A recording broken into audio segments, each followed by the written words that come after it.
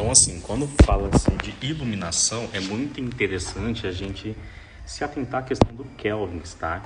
Vou deixar a tabelinha aqui para vocês verem que tem essa diferença de numeração, né? De 800 a 4.000 e pouquinho, que vai definir qual que é a temperatura da lâmpada. Então, para iluminação de ambiente, tá? Geral assim, é bom evitar muito baixo da quente, e nessas 800, então, procurar acima dos 2.000 ali, tá? Para você ter uma iluminação melhor.